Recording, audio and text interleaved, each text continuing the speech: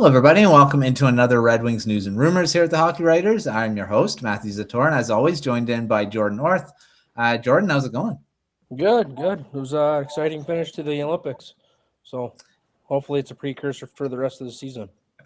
Yeah, it was a very exciting gold medal game. Canada unfortunately couldn't get it done and didn't win gold, although most Red Wings fans are probably American fans. So Team USA winning their first gold medal since Miracle on Ice, which is pretty crazy.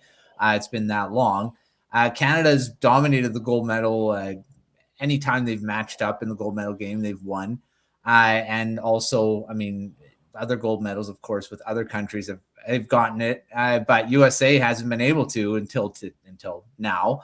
And Dylan Larkin was a big part of that. He wasn't dominant offensively, but I believe he led the tournament in faceoff percentage by a lot. I mean, he was winning almost every draw. So that's a big part of their game, and they won a lot of the draws in the gold medal game. I mean, Canada kind of evened it out later on, but they seem to be winning a lot of them anytime Larkin was out there. What do you think about? We'll start with Dylan. We'll start with Larkin. We'll get to the second part with Raymond after. But what did you think about Larkin's Olympic? I think he proved that he can obviously play at that level of being in the best of the best type of tournament. I mean, he started off third line. By the end of the game Sunday, he was playing top line with Kachuk and Matthews. I mean, he was or Eichel, whoever it was. Sorry, I keep drawing a blank on who he was with, but I mean, he proved he's an energy type of player in a situation like that. The guy's fed off of it. You listen to anything that these guys have said about him, Kachuk or Hughes, Eichel, any of these guys are. He is an energy guy. He is a leader. He is that kind of guy. So I think that just kind of helped put him.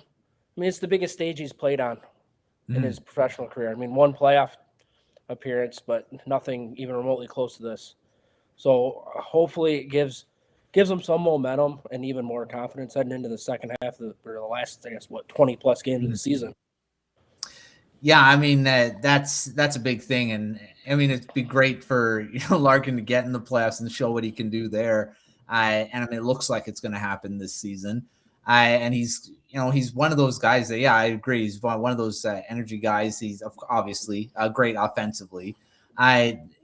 We talked about it on the last episode, not getting as much the ice time that he's normally used to. He was playing more of that checking role. Kind of like the Bo Horvat of Team Canada, where you come out and win draws, you play good defensively. You're not high up in the lineup, but you're still an important part of the team. And yeah, he was really good, and like I say, won almost every draw, and we know how he's really good in the faceoff circle, even in the NHL too. So he had a great performance and big part of why US won gold. And it also shows that you bring guys like that, and it makes a big difference. Yes, he's a star, but he also can have those intangibles that you need as well. All right, Lucas Raymond, of course, obviously, unfortunately, didn't come away with a medal. They were eliminated before they could, they've been before the medal rounds. But Raymond did break a Swedish record. He had the most assists in a single tournament. 8 assists, 9 points. And the last guy that did it was Peter Forsberg with 6 in 2006. He bested it by a couple. This is, of course, with NHL players. So, I mean, that's a caveat there. But, yeah, that's pretty impressive. And also tied Matt Sundin for second most by a Swede behind Daniel Alfredsson. So, pretty big mark for a young player. What do you think about Raymond? I know we talked about him last week. How he was probably Sweden's one of their best players, and of course the points show it too. Yeah, I agree. I mean, he was definitely their best player. It's another one of those cases where it's the biggest stage he's played on, and he didn't disappoint. Between Larkin, Raymond, as much as Germany wasn't obviously as big of a player in the tournament as US or Sweden, but even Zator, they all went out there, and as Red Wing fans, they played exactly how we thought they would. Mm. The rest of the hockey world kind of is continuing to get that welcoming, or first real glimpse of them at that stage. So I just think overall, just the way that all three guys at the NHL level and then Trail Max with Latvia, I mean, it was just an overall good showing for the organization. Mm-hmm. Yeah, I mean, Larkin was the only one to walk away with a medal, but Raymond had a great performance. He showed that he can play at that level, and on a world stage, he's probably gotten a bit more recognition now. Who if anyone didn't know who Lucas Raymond was before, I think they do now. Another thing about continuing for the rest of the season, that's a big boost for him, even though he's coming home with nothing. But that's some confidence to come back with second in assists in the tournament, which is great, and third in points, which is not bad either. All right, well, away from the Olympics and moving to the trade deadline, which is coming up, and that's pretty quickly now. We're a week and a half or so from the trade deadline, which is on March 6th. The latest trade target that's being talked about is Robert Thomas. And I mean, the rumors are that the Red Wings are looking for second line center and a defenseman. And we've talked about a few different guys, Elias Pettersson. We've talked about now Robert Thomas. What do you think? Is this a guy that Yzerman could go after? I think it's a guy that makes sense because you look at it, he's got a long-term contract. He's signed through 2030, 31. He's kind of plays that game that Yzerman likes in his guys. The only downside is it's obviously gonna cost you. It's gonna be a pretty penny to give him. I mean, 26 years old, he can put up the points. He can do whatever you need him to. The numbers are maybe a little bit down this year, but I think it's a player he would like to have. I mean, anybody would like to have him. I mean, but it makes sense as a target in my mind, just because you solidify them top two center positions, like you said. That's what they're looking for between him and Larkin, and you can even slide Kasper, keep Kasper on one of the wings, keep him with Larkin and say Raymond or whoever you want to put up on that top line. So I think it's not out of the realm, I wouldn't say, because you look at the depth at the prospect pool that they've got, and I think they're kind of getting to that point where, okay, maybe we add a piece or two and part with a few of these prospects that are a couple years away or kind of on the verge or even pushing for that spot already. But I think at some point you got an embarrassment of riches that you kind of need to part with. So if he becomes available and it doesn't cost you the entire farm, which I don't think it would, but no, I mean, it's definitely worth seriously considering. I mean, that's the one thing. I mean, you're going to have to give up a pretty good package for him. The Blues are going to be looking for something pretty big, especially a guy with term. And like you say, the age is also a big thing. He's right directly into his prime years right now. I mean, not saying the Blues are going to trade him. I mean, he's been kind of talked about. That's not a guarantee they're going to deal him, but that's someone I think Yzerman, like with term and all that stuff, it seems like he's really looking at that. He's not wanting a rental. If he's going to be trading guys that we'll talk about a little later here, the big pieces and the premium assets, you're going to want a guy that's not going to bolt after a year or not even, a few months. All of a sudden he's a free agent. That's not what Yzerman looks like he wants. And especially if you're trading pretty big pieces to get them. All right, we talked about a few other guys before, but you have anyone else that you're kind of looking at, other trade targets? I mean, Pettersson is still out there. It seems like after the Olympics, he had a pretty good Olympic showing. That he's still an option for the Red Wings as well. Anyone else you're kind of looking at? I mean, you look at it. I mean, you could look at any available defenseman that has upside to it. Are there any specific ones? I couldn't tell you. I mean, you definitely need to add. I mean, it really depends on what Edvinsson looks like too when he comes back. Yeah. If you think you need to get a guy who can play a little bit more, or someone who can play that bottom pair minutes, it really that's gonna in my mind, be a big deciding factor on what Yzerman wants to do or thinks he needs to do before the deadline comes. It's true. I mean, there's so many names that are floating around right now. I mean, Thomas, we just talked about Pettersson. I mean, there was a few other guys that the Red Wings have been in on, Rasmus Anderson, Kiefer Sherwood. These guys that, I mean, obviously because Sherwood was going to be a free agent, that was kind of out. Rasmus Anderson was another probably wide that never went through.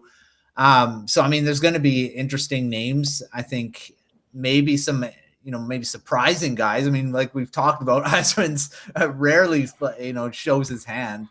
All of a sudden he's making a trade and you're like, who?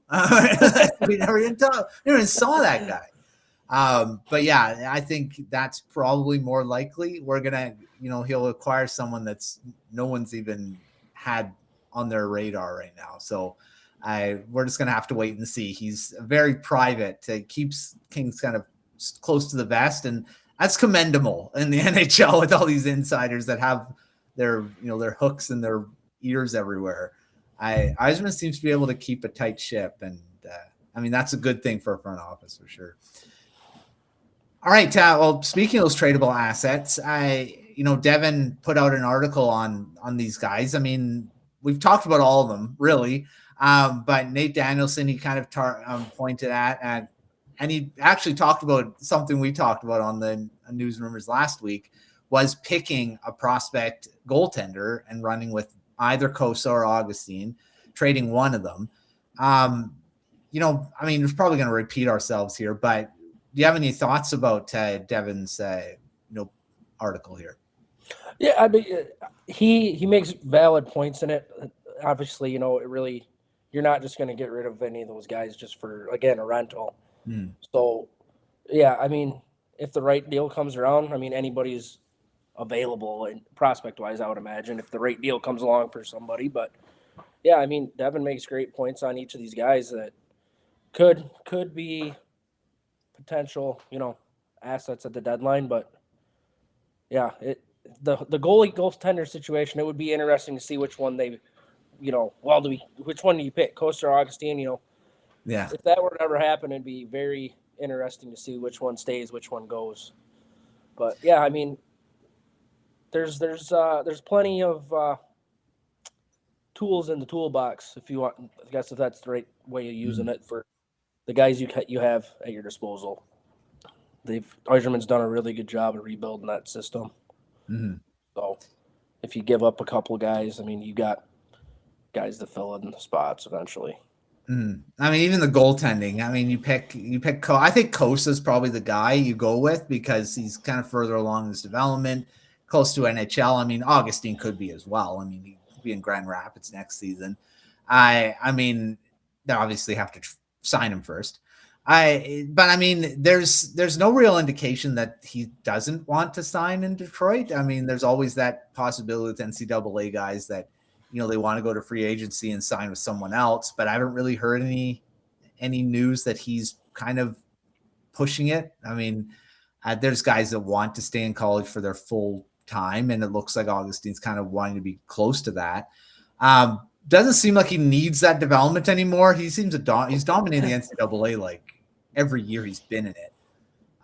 So I mean, I don't know. I would think Kosa would be, but I mean, Augustine, I don't know. Their path on starting and who you're looking at as being the better goaltender in their prime, I'm not really sure. I mean, they're both seems to be starters. Are they going to be elite Vezina trophy type starters? I don't know. But I mean, who would you pick out of those guys? I think you go with Kosa, just because he's kind of shown it in the AHL the last 2 years. I mean, you can't go wrong with either one of them. But that's just my personal opinion. Just stick with Kosa. I mean, again, he's showed it in Grand Rapids. He's got, I don't want to say the camaraderie with the organization, but I mean, he's very familiar with the organization. Yeah. And that helps. It would help the situation out even more. But let's just hope we don't have to talk about that. Yeah. It's true. I mean, I think for the best is to keep both of them. And then you have, a tandem later on. And I mean, once you seize them for potential, you could maybe even have a blockbuster type trade where you get a significant piece. I'm not saying that they wouldn't garner that now, but you might be able to get something even better later and down the road, or you have a elite 1A, 1B, which, I mean, seems like the NHL is trending towards that, where you need two solid goaltenders. I mean, there's not many that can play there's actually none. I mean, you could probably say Saros could maybe be a 70 game goaltender, but I think they're few and far between. I mean, there's no Roberto Luongo, Martin Brodeur, where they play 72 games a season. That's just not out there anymore. So you need the two, and I think that'd be the best way. But I mean, if something comes along and you can't say no, I mean, you're going to trade one of them for sure. Right. All right, I'll finish the show with so we'll continue on the prospects, and that's Carter Bear. I mean, he had a great preseason to start as well, and was sent back to the WHL, and he's having another solid season there. He's on pace to almost match his. Actually, he's not on pace to he's almost matched last season. Had 40 goals in 56 games. He's on pace for 39, and almost to the 82 points. So he's having another great season. Do you think he's in Grand Rapids next season? I mean, he's got one more year, I think, of eligibility in the WHL. He's 19 right now. Do you see him going back to junior, or you think he's ready for another step? I think it all depends on what he does in camp. Obviously, he'll get invited again. I think if he shows even more promise than what he did this year, I don't think there's a chance he ends up back in juniors. I think he'll end up in Grand Rapids, and you continue to start building that nucleus of young guys, whether Nygaard's still down there, whoever's down there.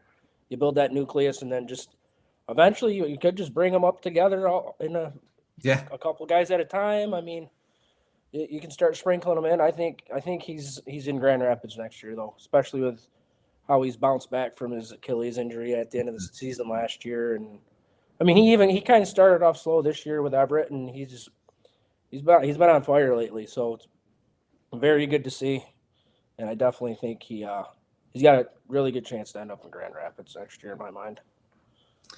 Yeah, I mean, he's got. I'm looking at stats here. He's got a couple hat tricks in his last two months here. I mean, actually, they're both in this month. So hat tricks over in February and a bunch of multi-point games. He's on fire. I mean, I think that's an understatement right now. And Everett's a pretty good team. So I mean, they've been great teams over the last couple seasons, and he's been one of the big reasons why his plus minus has been. I mean, he's a plus 37 this season. I mean, plus minus is plus minus, but he's right. He's on another 30 goal season.